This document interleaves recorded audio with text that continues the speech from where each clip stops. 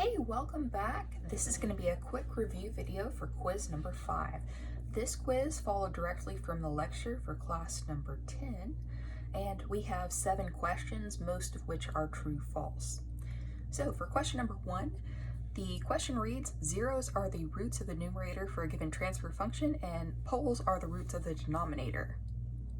So if you look back to the equation that we talked about, transfer function, any given transfer function that is simplified, so we're left with a polynomial on the numerator and a polynomial on the denominator, which we called p, which is of nth order, and q, which is of nth order. The roots of the polynomial on the numerator, p, are zeros, and the roots of the denominator polynomial, q, are the poles. Poles are, again, responsible for the system stability as well. Okay, so the answer to this one was true because everything here stated followed directly from our equation and discussion class number 10. Question number 2. In moving a system from a system equation in the Laplace domain to the time domain, it is not necessary to take the inverse Laplace transform. So we're going from the Laplace domain back to the time domain. Do we need to take an inverse Laplace transform? And the answer is yes. We did this transformation where we took the time domain equation and moved it with the Laplace transform over to the Laplace domain. If we were to do the opposite of that, which is what the question's asking here, we would need to take the inverse Laplace transform as well. Okay, so the answer for this one was false because that was not a true statement. Okay, question number 3. The characteristic equation for a system oriented in the standard block configuration, that's a key phrase right there. We discovered the equation, we derived it in the lecture video for the standard block configuration. It is given here, supposedly. You can solve the system for the system poles and discover stability by setting this equation, this one right here, equal to 0 and solving it, okay? So in the lecture video, we derived this GCL for the standard block configuration system, and it should be GPGC over 1 plus GPGC, okay? This is not the simplified form. This is before we substituted the P and Q for each component in, okay? So what we're asking here is we could take this equation and set it equal to 0 and find the poles. And I made a statement of, tried to emphasize, you cannot do this. You can't, number 1, this is wrong. This is not the equation for GCL. And number 2, you can't take the denominator in this form, it's not simplified yet, and set that equal to 0. This is not the polynomial of Q, as we were talking about up here. This is just the equation before we've done the simplification to lead to Q, so that's not going to be the same thing. Okay, so the answer here is false for 2 reasons. Okay, question number 4.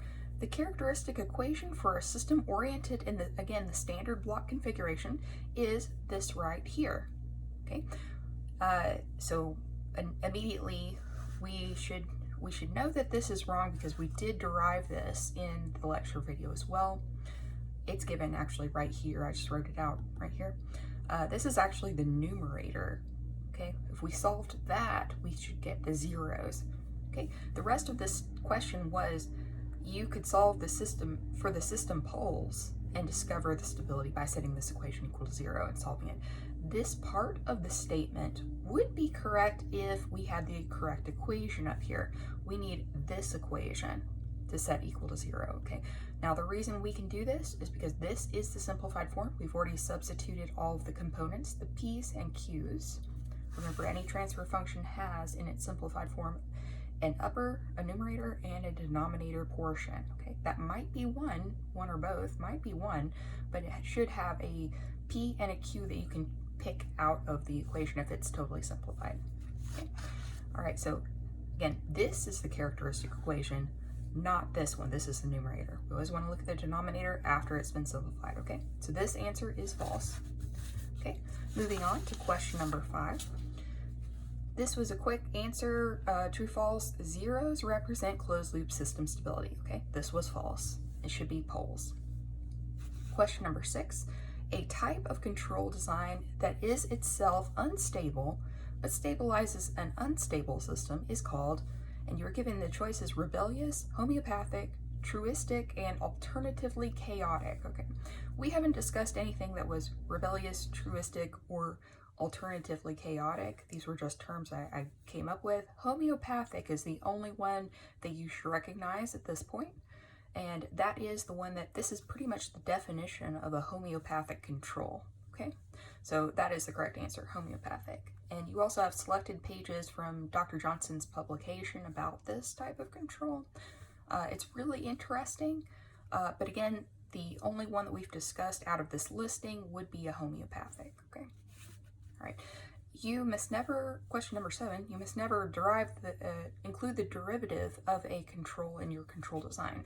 It is not possible to model this. Okay, this should be immediately recognizable as false because we did discuss putting derivatives of control as part of the control algorithm.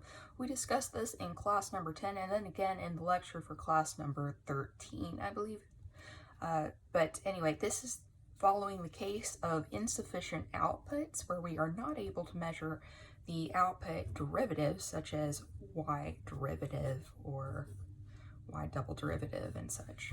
Okay, if we don't have access to that, we have to compensate for it in our control algorithm, and one way to do that is to include control derivatives. Okay, hope this was helpful. This has been quiz number 5. See you next time.